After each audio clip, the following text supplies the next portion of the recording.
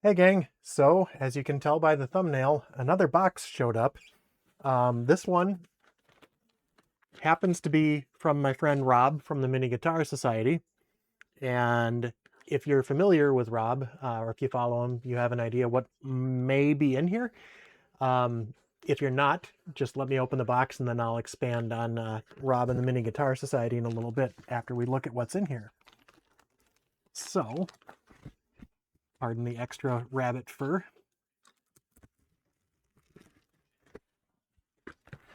We have, it is Friday. I got home from work and this arrived.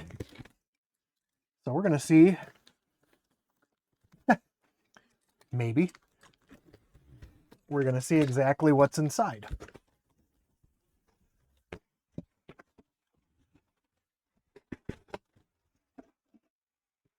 Plenty of good packing. Box arrived in good shape, Rob, so you know. We have some parts. I am having, we do have a guitar neck, which you may notice is slightly smaller than usual, which is where we'll get into Rob's channel. So I met Rob through the live stream of several other people, Searching for Tone, most noticeably. That's where a lot of us all met. And I noticed, let me set this down here so I can talk to you instead of around you. And I noticed that he had chatted a lot. Seemed like a friendly guy. I saw the name Mini Guitar Society. I wasn't really sure what that meant. I didn't know if that meant a small bunch of folks that were a guitar society as opposed to a large guitar society. And then eventually did check out his channel and subscribe. And that's when I discovered that Rob deals in mini guitars for various reasons, which if you go check out his channel, you'll find out why the mini guitars. But I initially thought, oh, cool. So mini guitars. And I still kept thinking, you know, they're like toys, right? Well, they're not. I went through a couple of his videos and I'm like, holy cow, these, number one, I had no idea there were so many different mini guitars. Number two, I had no idea that they would actually play like and sound like regular guitars. It's just on a smaller scale. And oh, this is cool. All right. Let me break it out of the packaging here. We'll get the body out. So if you've watched Rob's channel, this is trying to be careful here because I do not want to scratch the guitar up. So as you can see, there will be some assembly required and probably a little bit of work to do here. But this is pretty cool. This is a guitar that Rob did the cell shading treatment to, so you can see the lines where the marker were to kind of cartoonize it. Really cool. It's got a hot rail in the bridge and a single coil in the neck, which appears to be a bigger pole, or maybe it's just because it's sitting in a smaller body. I'll have to compare it to one of my regular Strats. So this is very cool. Got a guitar pick sitting in there.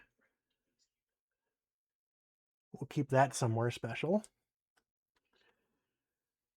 MGS 2026 Mini Guitar Society. So let's take a look.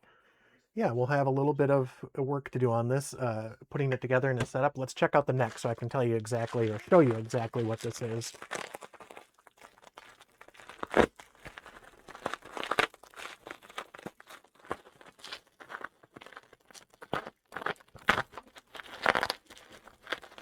So excuse me for not talking while I'm doing this. I just wanted to pull this out.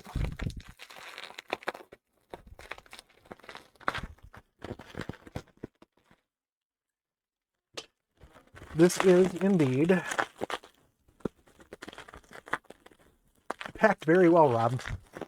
making me work for it. So,